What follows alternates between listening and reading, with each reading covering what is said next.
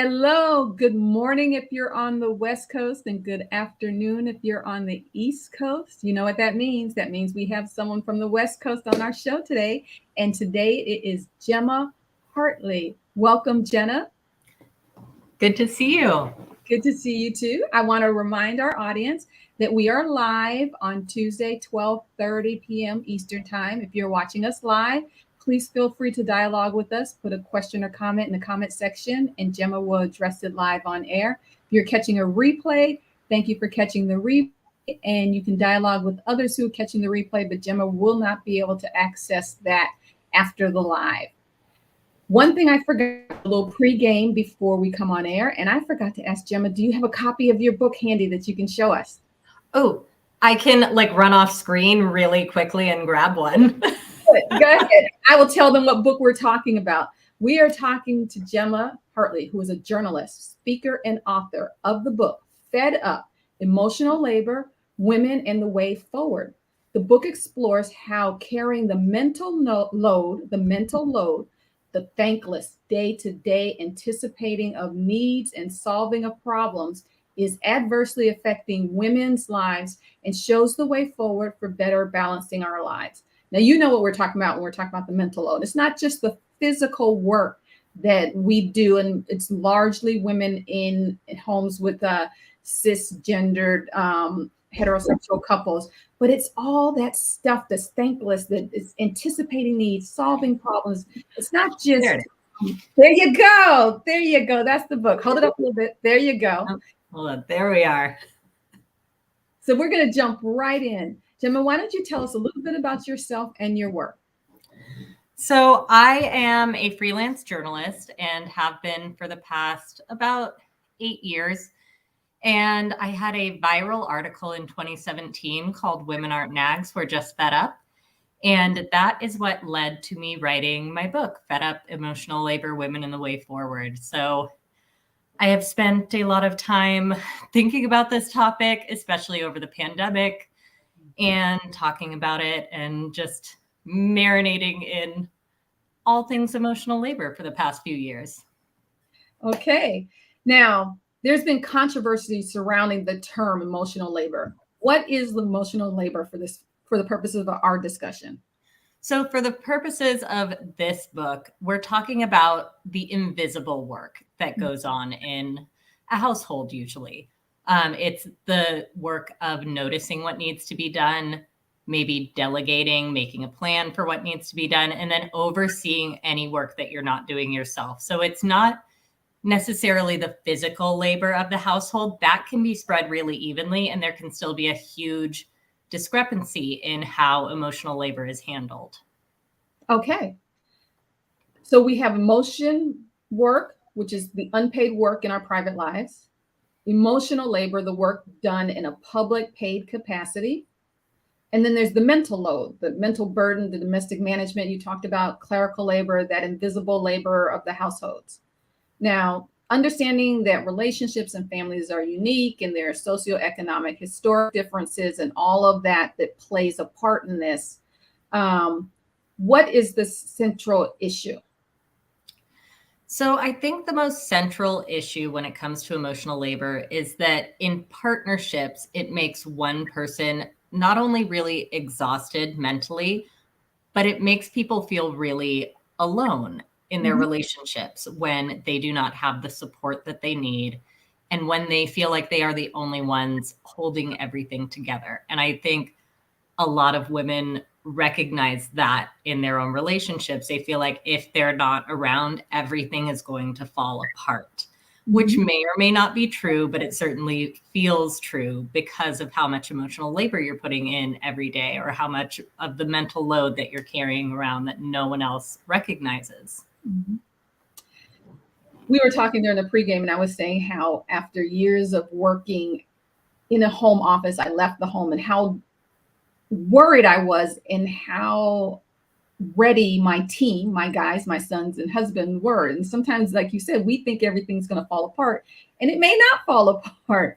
What led you to writing the article? So the article was based off an experience I had on Mother's Day. it must have been 2017 or 2016 when my children were very, very young still. I'd like maybe 2, 4, and 6 or younger. And I remember I had asked my husband to, have a cleaning service come in and clean our bathroom for Mother's Day. And he didn't go through all the steps of like, setting up a time, checking different prices, like doing all that. And he decided that the solution was he will clean the bathrooms himself on Mother's Day. And that didn't really fly, because what I had been looking for and asking for, the gift of like having the bathrooms clean, to have that like taken off my plate, not have to worry about it, was that I wanted to be relieved of like this little bit of the mental load that had been kind of nagging on me, because it was one of those really big jobs that I wasn't quite ready to do myself. And my husband hadn't been doing after me asking him. And so I found myself rushing around on Mother's Day, doing all of that normal stuff, like, remembering who wants to have the blue cup with lunch and picking up socks around the house and doing all of these little things that add up. And it sort of came to a head when I like went to put some stuff away in the closet, and my husband had gotten down our like big tub of gift wrap to wrap his mom's present and hadn't put it back. And it had been maybe, 3, 4 days. And I kept seeing it and being like, surely he's not waiting for me to tell him to put this away, because it's so in the way. It was, making it so we couldn't walk in and out of our closet. And I didn't ask him to put it away. I like was very dramatic about it and went into the kitchen and like dragged a chair through the house so that I could put it up on the high shelf. And he came in from cleaning the bathroom and was like, if you want me to put that away, all you have to do is ask. And that was like a light bulb moment for me, where I was like, that's the thing. I don't want to have to ask. I want you to be able to notice the things that need to be done, just like I always notice the things that need to be done. And it got me thinking about why there's this big gap in who is doing the noticing and the delegating and the planning and all of these little invisible tasks that don't seem like much on the surface, but together create this really big mental burden. And so that was a really interesting thing to start talking to friends about. And it turned into this article that went like super viral. And I was just amazed at how many women shared that experience. And so it was exciting to dive into the book and really see all the moving parts that make emotional labor what it is. We have a link to the article in the comments section. So feel free after you listen to us to read that. And I have to tell you, I cannot tell you how many times I've had that conversation with my husband. I don't want to have to ask. If I have to ask, I might as well do the work, because there's energy in asking. And what I really need is for you to notice something, to know what needs to be done, to do it, and then leave it be. Because I don't then list afterwards when I do things, all the things that I have done. And I don't want to listen to somebody else list all the things that they have done. Oh yeah. Like look how clean the kitchen is. Have you seen the kitchen? Did you see these dishes that are done? I'm like, if I told you every time I did the dishes, like that would take up half my day. Yes. I have to tell everybody who hasn't had a chance to read the book yet that you really need to read it. You got me in the introduction. I was like, yes, I've said that, as we've just discussed. That's happened in my house. That's happened in my house.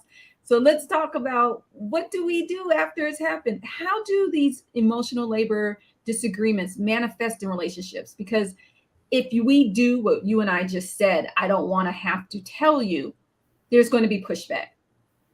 Oh yeah, there definitely is. And I think a lot of it just takes time and multiple conversations to get through. Because, when you first broach this subject and you're like, hey, I don't want to have to ask, generally that first response is, well, like, how hard is it to ask? I mean, really, like how hard is it to ask me to put that thing away? And what I like to, tell men when we're talking about this is that, imagine like you come home from work and your partner is sitting on the couch and won't do anything until you ask her. Won't make dinner for the kids, won't put them in the bath, won't tell them to go get their pajamas on, won't clean, won't nothing. Just like, I'm going to sit here on the couch until I'm told what to do. Imagine how exhausting that gets after a little while. And that's kind of like an aha moment for some people where they're like, oh yeah, I guess that would get old after a little while to constantly be asking. And I'm like, well, if that's the expectation that you have for your partner, that they're going to ask you to do everything, then, how does that look in their eyes? And so I think, getting to that point where they understand why asking is so big of a deal. And then a lot of it just takes time and effort to start noticing your own life. I mean, it was, I'd say, like a whole year of real trial and error for me and my husband to start getting on the same page about emotional labor and what needs to be done. We would have like a really good week where he when I started writing the book, it was like, oh, like, let's get it together. And, I'm going to do all these things all of a sudden. And then he got kind of burnt out and was like, okay, I've done all these wonderful things and now we're done. Right. And it's like, no, it's a constant balance. And I think it requires a lot of communication. And I realized that there were so many things that I didn't ask to be done because I didn't want to be perceived as a nag. I felt like I was asking for so many things so often because the expectation was that I keep track of that mental load. And so there were a lot of things that I let slide and I just did myself. He leaves the cabinets open, he leaves the socks on the floor. And I would just kind of like be like, this isn't the battle that I want to fight today. But ultimately, too many of those things adding up becomes like an insurmountable battle. And so I think it requires like a lot of little discussions that seem petty in the moment, but add up to a lot. Okay. I like the idea of these little discussions, although in my house, we've been having the little discussions for a few decades. So we know that asking is not the way. We don't want to ask because we aren't the boss of this and ask you to do us a favor. We're a partnership. Delegating isn't the answer. And now I'm speaking from a reference of having read your book. Lowering our standards isn't necessarily the answer for everybody. To just accept that some things aren't going to happen, or completely letting go and being okay with it not happening at all. That's not, we have different personality types. Not everybody can do that. So in addition to having these little conversations, how can we share both the physical and emotional labor? So I think it comes down to, like you were talking about, having higher or lower standards, creating shared standards. I think a lot of the time my husband felt like I was in charge of the house because I had sort of taken that role upon myself and I wanted things done a certain way. And so it was kind of like, okay, well, I'll sometimes do the things that I know how to do, but I don't feel totally comfortable like figuring out what it is that you want, like the way to fold the towels and the way to load the dishwasher. And so I think making your partner a bigger part of how you create standards in your home, and sometimes explaining why you do things the way you do, because in your mind, it all makes sense. You have a system. Like there is a reason that you do everything the way you do. Most women are not doing things just to be perfectionists. They're doing it because like this is the way that we know things don't fall apart in the household. And I think sharing that information about why it keeps things from falling apart is good, not only because it explains that this isn't an arbitrary standard, but it opens the door for more communication about different ways that things could be done. And you have to be open to that as well. That once you explain, like, this is the reason I do what I do, you're then opening the door for like, not saying like, okay, so this is the way we do it forever. So what other ideas would you have to make sure that this gets done in a way that, allows everything to run smoothly? Because that's what this work is all about. It's like keeping everything moving forward and keeping everyone happy while things are moving forward. Interesting. One of the things that you mentioned is that There's a reason behind everything. And I think that it's nice for us to pause on that, because a lot of times we don't give ourselves enough credit. I know I didn't. And we once had someone who's a friend, but also a babysitter for our son.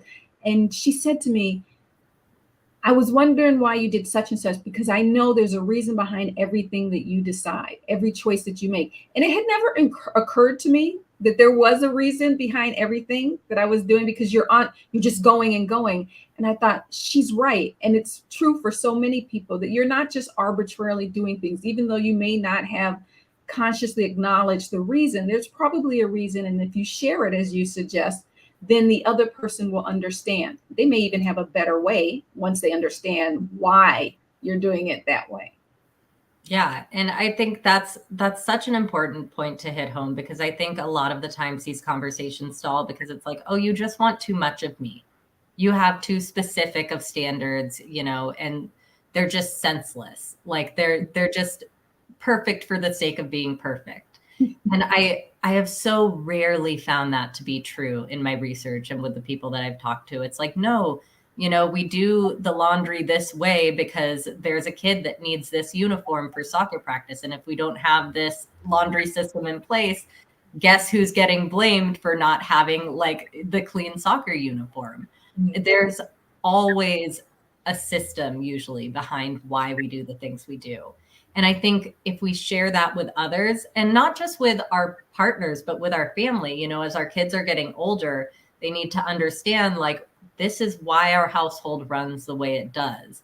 And that sort of gives them the skills to be efficient adults. What's the toll of emotional labor?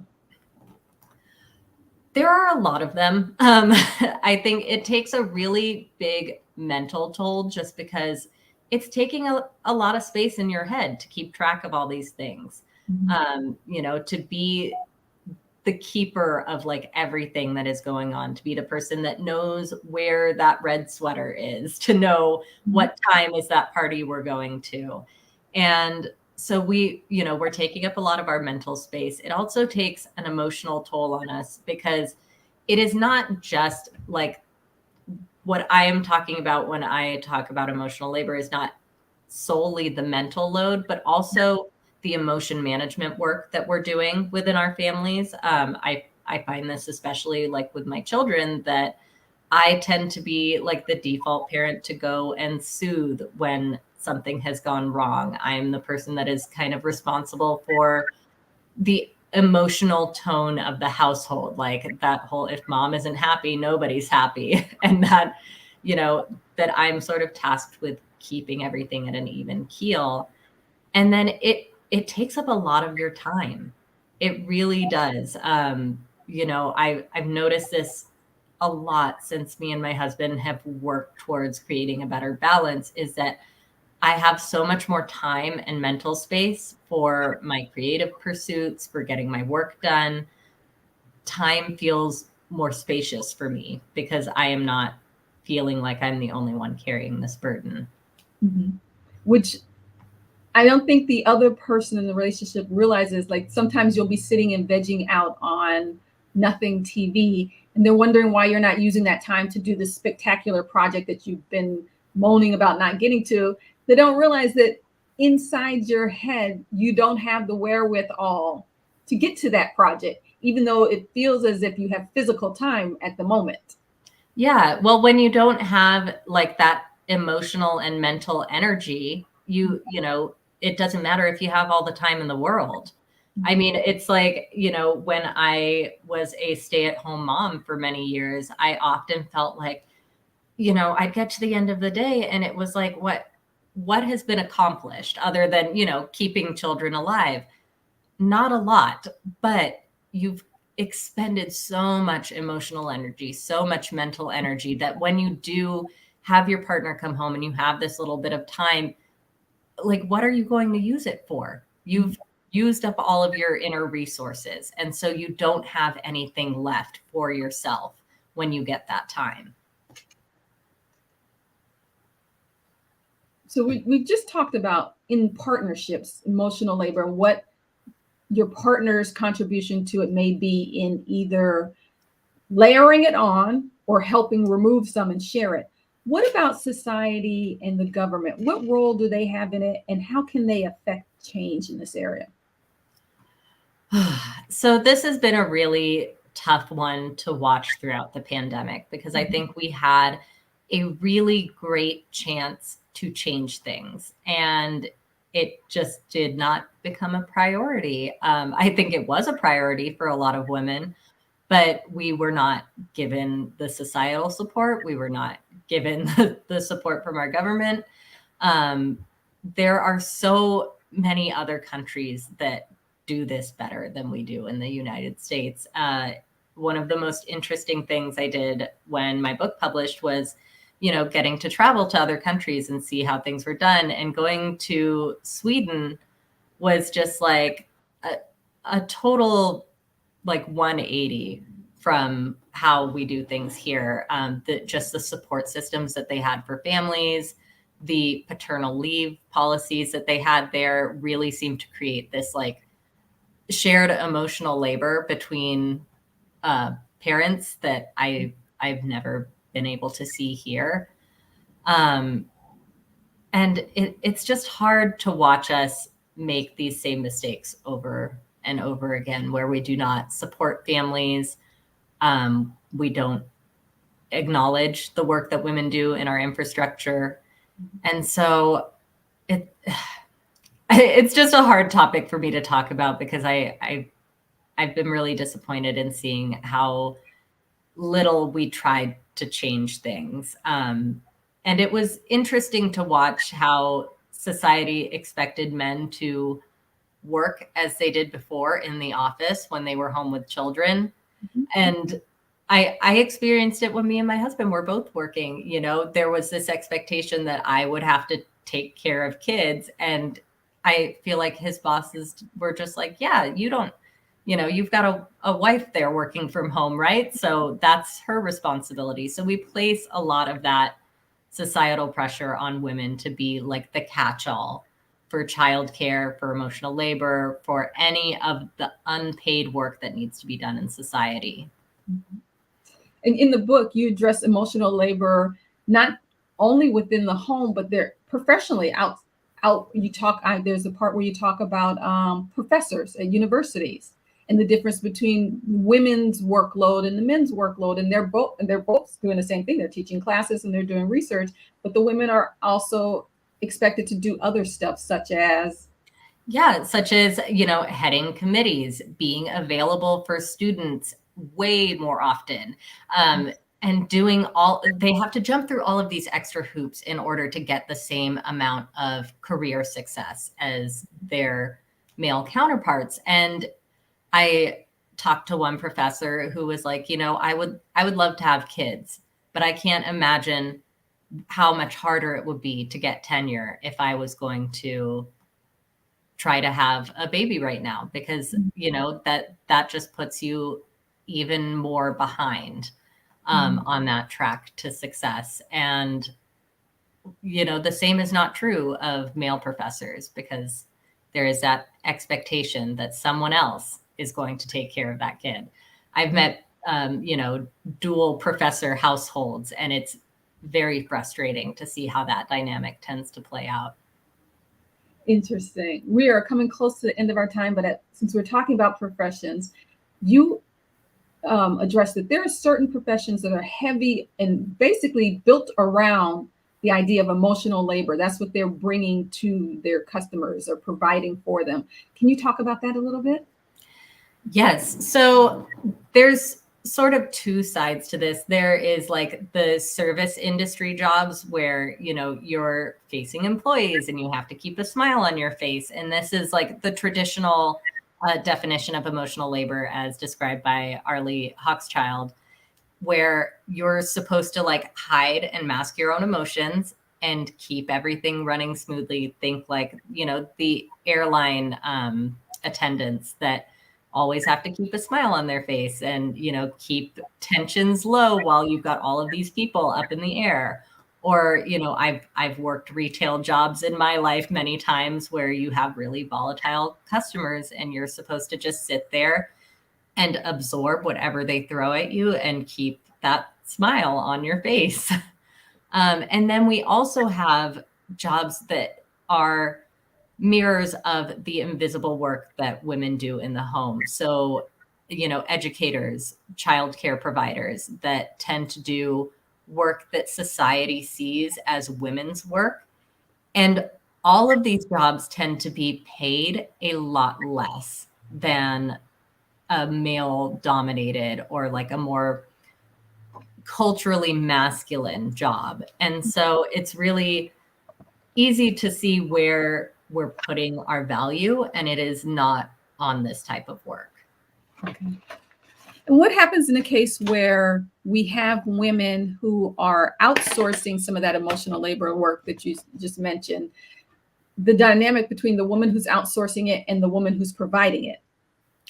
Yeah, there's this huge power imbalance in that. And we tend to, I think mostly like wealthy upper class white women tend to put that work onto women of color and poor women who cannot afford to, do that for themselves. And so they're outsourcing all of this emotional labor onto other women and sort of building themselves up on the backs of other women rather than trying to fix the systemic issues that are causing them to have to outsource that labor in the first place. And I've seen this a lot in, feminist circles where, there's that sort of girl boss mentality of like, oh, look at me doing it all. And it's like, no, really, it's just you outsourcing that labor to other people that can't afford not to take those jobs and do that labor for you. When I was stay at home and people asked me what I did all day, I once did a blog post that literally listed my whole day, but my short version was I do everything that you pay other people to do, plus the things you do, plus the things you'd like to get to, but understandably can't get to. And then people went, okay, I get it. Yeah. Yeah. It's a lot. Being a stay-at-home mom it's like the hardest job that I ever did. It is very difficult. So what should we be doing about this at home and at work? We've bought into this conversation. We all feel it. We've at least read your introduction and been like, yes, that is my life. What should we do now? I think a lot of it is just like opening up that conversation, whether it is at work or at home, saying like, hey, I need more support than what I am getting here. And here are some ideas that I have for shifting this balance. And if you are bringing up ideas, maybe invite your partner. Like, what ideas do you have for us to start to balance out this mental load, the emotional labor, even the physical labor, if that is not even in your household, making sure that you're opening up that line of conversation. And then I think one of the most important things in the workplace isn't only, talking with our employers, but I think that men need to stand up and start saying like, hey, I'm responsible for things at home as well. So that you're not always the on-call person. I think that we really need men to start advocating for changing culture, because we can change things in our own homes, but that doesn't really make a huge impact out in the world until there's this huge cultural shift. And so I think we need men to be saying like, hey, I have to go pick up my kid from school. I have to take this call from the nanny. I have to do this and that. And so I think that's one of our biggest things. And then, of course, like the long fight of voting and fighting for legislation that will start to value this work a little bit more and start to change the infrastructure for families. Absolutely. One of my takeaways from today is to remember that we're not talking about the mere task, and I shouldn't say mere, but the task associated with a household or even a job. But we're talking about all the emotional labor behind the task, all the thinking that you do before you get to the task, or when thinking about how that task leads to the next task. And we need to communicate that with our partners or coworkers so they understand that it's not a series of tasks that I'm asking you to do this step and this step. But first, I'm thinking about the steps ahead of time and how they relate to each other before I've even asked you to do the steps. And that we want you to do that part of it, not just the task, the steps. Yeah, it's definitely in the noticing what needs to be done and the planning for how we're going to get things done.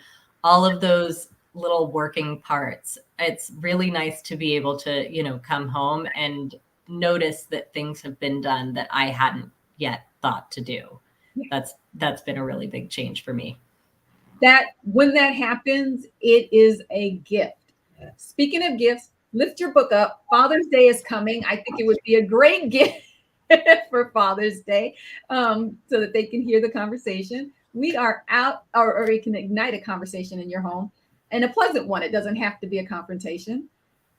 Thank you so much for joining us today, Gemma. I appreciate it. I know that this is a busy day for you, and you took time out to spend it with us. I appreciate that. Yeah, thank you so much for having me. It was wonderful to be here. You're welcome. I want to tell our audience that normally I do put a plug in for Wednesday's Coffee with Jen and Sharon. They will not be having Coffee with Jen and Sharon on tomorrow, Wednesday, June 8th. And there's a good reason for that, because tomorrow evening, Jen and Sharon will be hosting our very first Your Teen Book Club. And that's going to be at 8 p.m. So you want to join them 8 p.m. Eastern Time. They won't be on live in the morning, but you'll really enjoy this. They're going to have our very first book club with best-selling author Mary Laura Philpott, and they're going to discuss her new book, Bomb Shelter. I've just finished the book 2 days ago. It's really good. You're going to enjoy it. You're going to relate to it. But please remember that for this book club, you actually have to register. It's not like the lives where you can just go on social media and find us. There is a sign up link in the comment section. Register. It's free. You can come with coffee if you'd like, or you can bring another beverage. It will be 8 p.m., so you can bring whatever you'd like. Thanks again, Gemma. I appreciate your time and also sparking this conversation for us. Yeah, thank you so much for having me. You're welcome. Goodbye, everybody.